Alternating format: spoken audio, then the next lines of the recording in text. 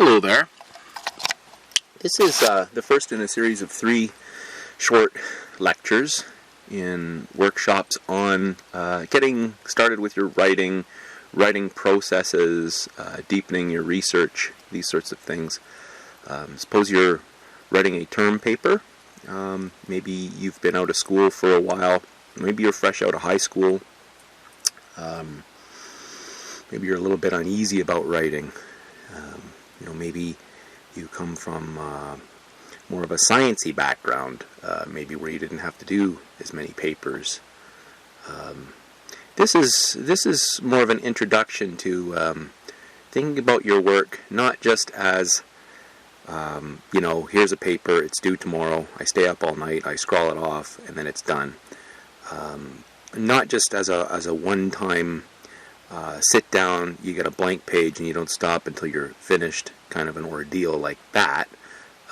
Rather, this is thinking about writing as something that is process-driven, that there's a kind of a way to get started with writing.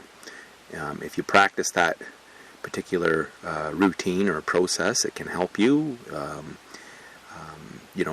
generate ideas a little bit more easily.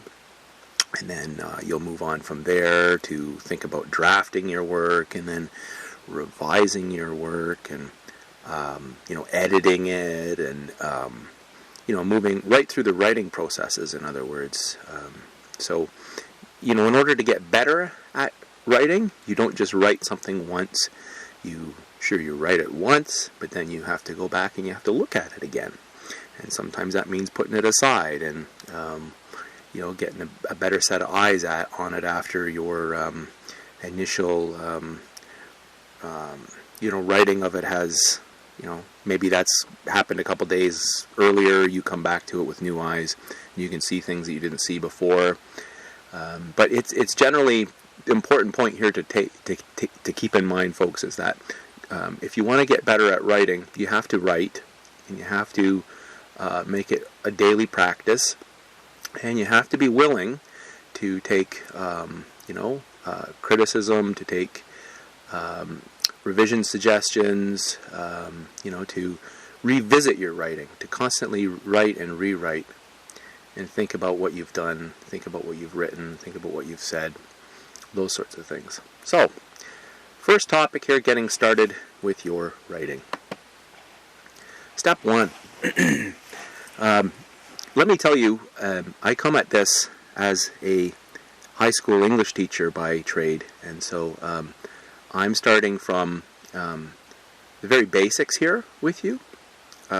Maybe that's valuable for some of you who, are feeling a little bit uneasy about your term papers coming up, or, planning for a research paper or whatever. So this is the sort of thing that I would just talk about with students in high school in English language arts class. So, when you're given a question by your teacher or your professor, step 1 is to read and understand the question. What is being asked in this question? What format is requested here? What rules are stipulated for your response? And what are the various components of the question? So, here's a classic example, right?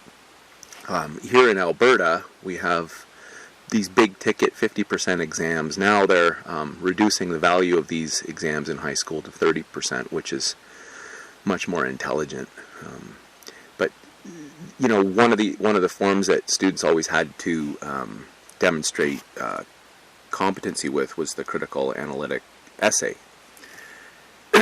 And so you'd be given a certain amount of time, and then there'd be particular prescriptions on what you were not allowed to use as support for your essay. So, there would be an exam booklet. You would only be allowed to use text that appeared in your readings in class and not on the exam booklet for one assignment, but then for another assignment on the same exam, you were only allowed to reference texts that appeared in the exam booklet itself and not in your classes, right? And if you did either one of those things in the wrong direction and you didn't read the questions or understand what the format was, it didn't matter if you were Shakespeare.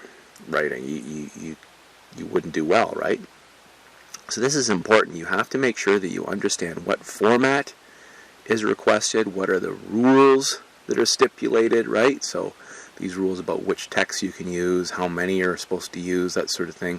Format, is it a critical essay? Is it a letter that you're writing? Is it a story? What is it, right? Is it a lab report?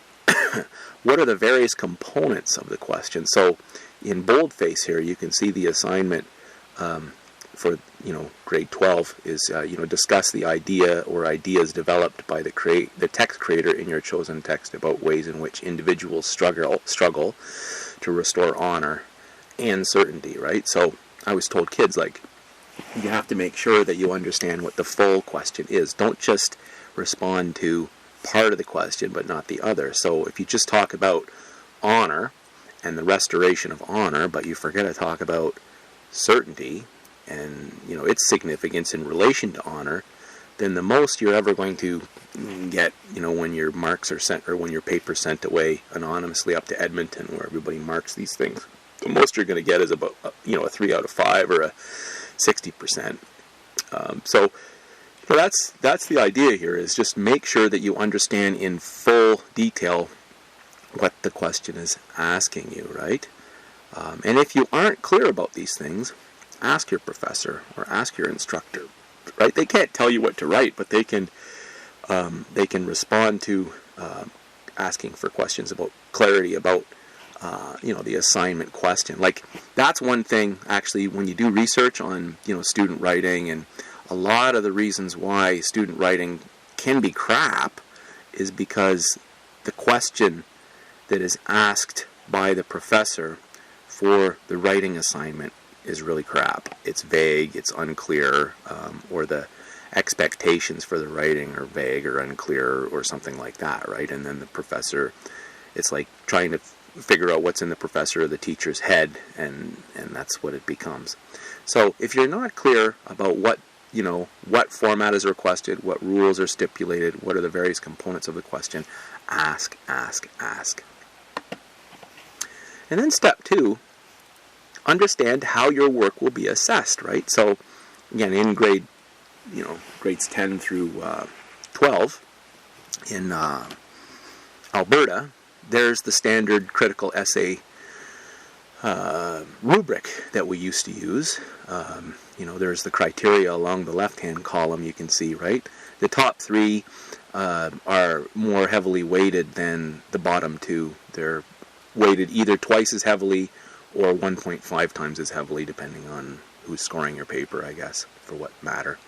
But, and then what you can do is, if you're given something like this and you're given familiarity, if you gain familiarity with this kind of a rubric all through your student years in high school, then you start to know, what are the different expectations, what are the different criteria that when people mark my paper, when they assess my paper, that they're going to be looking for, see?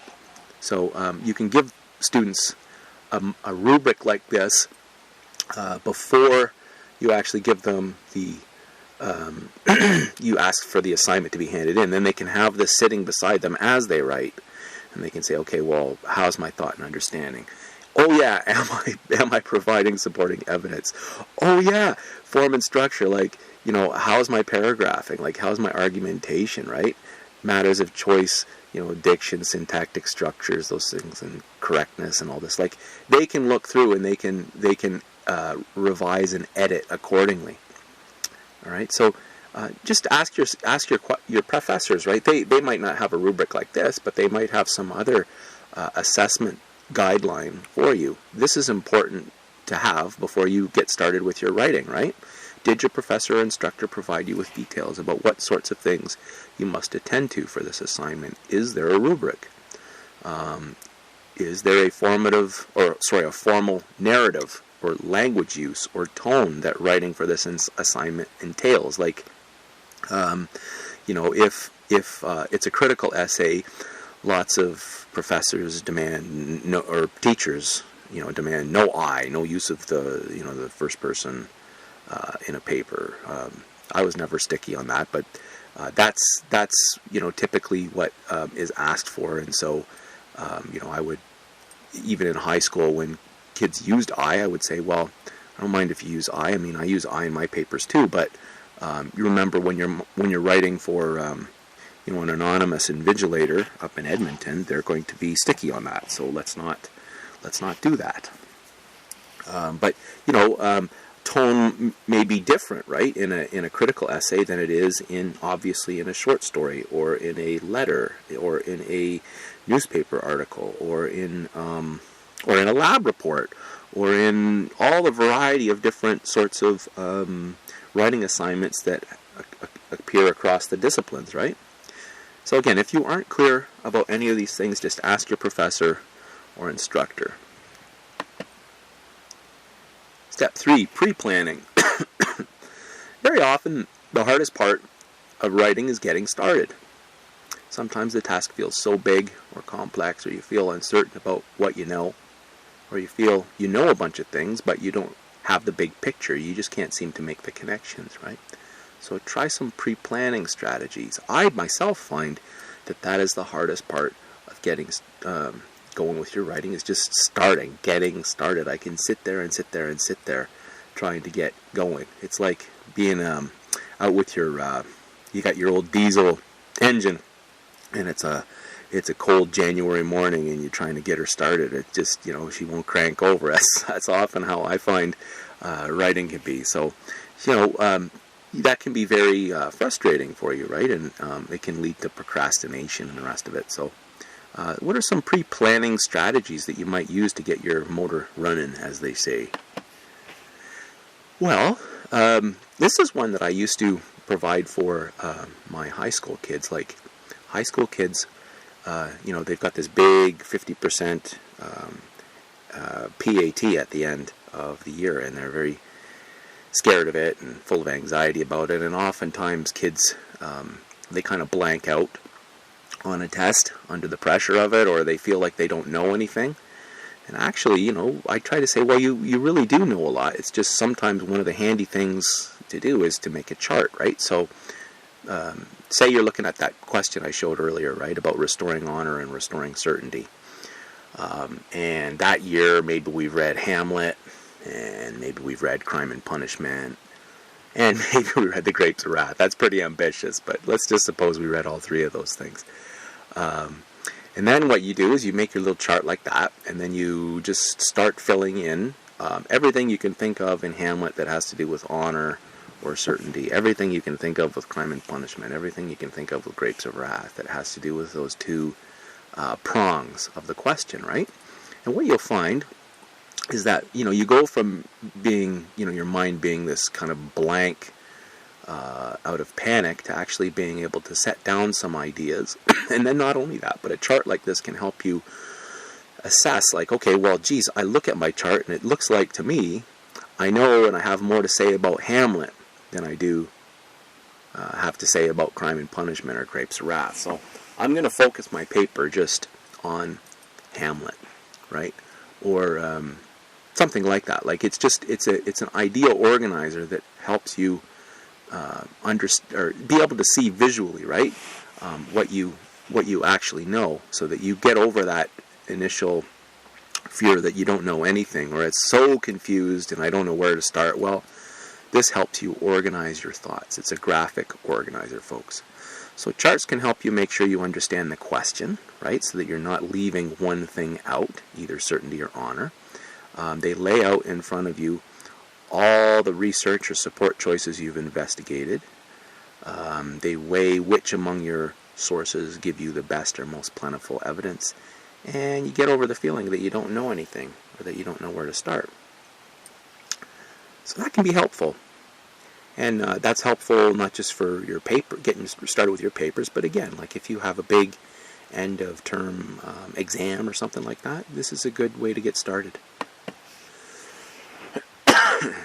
Another way that English teachers often use is, I don't know if you've heard of it, it's called free writing. So what's free writing?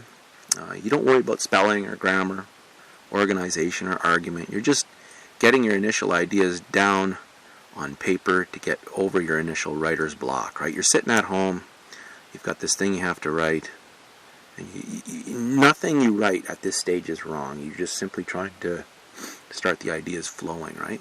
So again, it's kind of like starting that engine on a cold morning, that old diesel, getting her going. So here's just a free writing example. Somebody's writing, right now I'm having trouble, I can't think of anything to write, I don't have any ideas, I never have any ideas. When I look around the room I see everybody writing and I feel bad. Everybody has ideas, not me. Maybe I have an idea later, maybe I won't, maybe this is so hard. Like the time I went to bat in the Pee Wee League for the first time, I remember how scared I was 7, and the kid pitching was 9, he was good, and I was okay. See, so, I mean, here, maybe this particular student is, looking for ideas for a story, right? Looking for ideas for, some kind of an assignment that has to do with overcoming obstacles of some kind in his or her life, and now suddenly, just even sitting down to free write has triggered a memory that's a significant memory for this person, and now you've got some authentic writing that you could potentially do just from free writing, just starting the engine. Okay, more brainstorming tools to help you get your ideas down on paper. Are you having trouble getting started with a writing topic? Here are some basic questions to ask yourself before you start. Whenever you are thinking about a topic for writing, consider the following. Think of the big picture. How broad is your topic? Where does the topic overlap or connect with others? So points of overlap can be good topics for writing. Use the 5 W's and how to define your topic. What, who, when, where, why, and how, right? Once you understand the broad topic, narrow it down. What exactly do you want to write about? After focusing your topic, examine it again. What are the parts now? Can it be further narrowed? Number 6, what is the history of your topic? Where did it come from? Number 7, what's its purpose? Number 8, what does it affect? How does it affect other things? Number 9, how is it influenced by other things? Number 10, what will your topic be like in the future? How will it change? Number 11, why is this topic important? Number 12, why are you interested in this topic? Number 13, what is the purpose in writing about this topic? Number 14, who will be your audience? And number 15, what do you want to tell your audience about this topic, right? So just some, questions to ask when you're getting started, right? Like if you go through a list like this, have it sitting beside you when you're trying to get your motor running and, in the cold winter morning. You just fill out a few things like this and your topic will start to come a little bit more clear to you as you're sitting there thinking about these 15 points.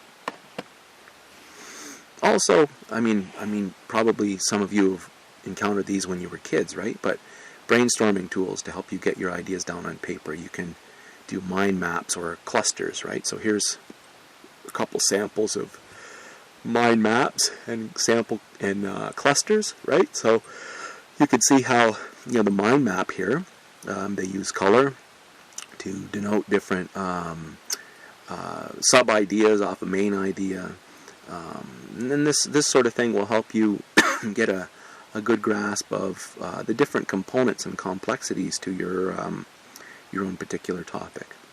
So it's a nice strategy for getting ideas down on paper so that you're not just sitting there stymied going, I don't know what to write, I don't know what I know, it's all a big jumbled mess. Well, you actually probably know a lot more and you have a lot more ideas about a thing than you think you do if you can just sit down and use a strategy like this. Other brainstorming tools to get your ideas down on paper. There's a thing called a scattergram. See, so here what you do is, just suppose, your topic, maybe you're in a kinesiology program or something, right? And you're writing about golf. Well, you put golf kind of in the center of the page, and then you think about all kinds of different ideas or problems or things associated with golf. And you write those down on the same piece of paper. And then you go back through and you start to organize these different sub-ideas, right? Here what we've done is we've underlined all those aspects of golf that have to do with habits and superstitions. And we've circled all those elements of golf that have to do with becoming a professional golfer. And then we've put a rectangle or a square. We've blocked all those things that have to do with pressures in golf, see? And then the next thing we've done is gone through and thought about, okay, well, given all the circles or all the underlines or all the squares or boxes, which among these ought to be discussed first? Which among all the underlined things about habits and superstitions ought to be discussed first? And then which second and which third, right? And then same goes for the circled ones, and same goes for the blocked ones. So this is just a way of getting your ideas down, and now you're you're processing them, right? You're not just retrieving all your information on a piece of paper, but now you're starting to process them, sort them. You're sorting them out, just like you're doing your laundry. You're putting the socks in one pile and the pants in another, and the whatever, right? This is something I used to do all the time with kids, right? So, some kids, they come to your high school classroom and they already have a kind of game with essays. They don't need an essay template necessarily. Others do. Others, they've got all kinds of ideas, but they're all jumbled. They'll have written a bunch of paragraphs, or maybe they'll have not written any paragraphs, just one great big paragraph, and it'll just be this big jumble. And they won't know how to organize their work so it's understandable to other people. They won't know how to have written, how to write a thesis statement, or how to, when they formulate an argument, how to include and distinguish a variety of premises that support the thesis, and how to support your various premises using quotes or paraphrases or textual evidence of some kind, right? So I would give them this graphic organizer you can see there on the left, right? And then what they can do too is, they can easily see here that premise 1 and 2 and 3, for instance, they're probably stronger than premise 4 and 5, because premise 4 and 5 that they've come up with, perhaps, right? These different reasons in support of the thesis. When they look back at them, and after they've organized them graphically like this, they can see, there's not very much support for those two, so maybe I'll save those for another day. I won't bring those into my paper, because a weak premise is just going to weaken my whole paper. So I'll just focus on these first 3 premises or something like that, right? And then I'll follow that up with my conclusion. So a nice graphic organizer like that can be handy, and I don't know if it might be handy for you. Here's another one, right, on the right-hand side, where we think about introductory paragraph, and then you can see how this is drawn from the previous slide, right, where you're still talking about golf, but now what they've done is they've taken all the lined, all the circled, and all the blocked ideas, and they've organized them into a paragraph structure, right, or a more organized research or investigative paper structure. So here, your first section is on becoming a professional golfer. Within that, they have a series of points that they're going to address, right? And then in the third section, pressures on a golfer, and then in the fourth section, superstitions and habits, and then a concluding paragraph. So you can see, right, that all by using your pre-writing strategies, and then by using these kinds of graphic organizers you can actually develop a good sense of the structure of your paper. And it makes it flow better, it'll make it more understandable to your reader, better evidenced, and so forth. Here's one I used to use too, with kids. It's a little bit more detailed than the one with the little circles. But here's first you write a thesis statement. So how do you do that? How do you write an introductory paragraph, right? So here's some prompts on how to do that. Then how do you write your first premise? How do you include quotes or paraphrases, right? Interpretations, these sorts of things. So it just says, okay, well, fill out a template like this. Fill out an essay template, something like this, to get your paper started for high school students. Again, a lot of this English teachers probably wouldn't like now because they'd say, oh, well, that's the 5-paragraph theme. Well, you can crap all over the 5-paragraph theme if you like. And obviously stellar writing does not follow the 5-paragraph theme, and at a certain point a person breaks free from the 5-paragraph theme. But, when you're learning, when you're uncertain of your writing, when your writing suffers from lack of organization and all kinds of other things, right, and you're still new to writing, this is very, very valuable. It's like training wheels on a bike. It's like water wings in the pool, or it's a kind of a scaffold mechanism for learning. And when you get confident with being able to practice the form, then you take the scaffolds away, and suddenly, well, yeah, I don't have to abide in a 5-paragraph theme, but now I know how argumentative structure basically works. And without having been taught that, you might never learn the argumentative structure. So I still recommend this, even though it's kind of juvenile. It's very, I think it's an effective tool. But it's like the boat in the Buddhist story, right, where the monk, he has to get from one side of the river to the other side of the river, and he hops in the boat, and then when he's at the other side of the river, he doesn't pick the boat up and carry it on his journey on his shoulders, because that would be stupid, because you don't need the boat anymore, right? He just leaves it there. That's what you should be doing with something like this. After you have kind of mastered how to write an effective thesis with an introduction, after you've understood how to write an argument, how to include premises, how to support your premises with good references and these sorts of things, how to write an effective conclusion, then obviously you don't need this form anymore. You leave it. It's the boat laying on the river. You don't carry it with you. Okay? Alright, so I hope that was helpful for you. The next lecture will concern writing processes a little bit more.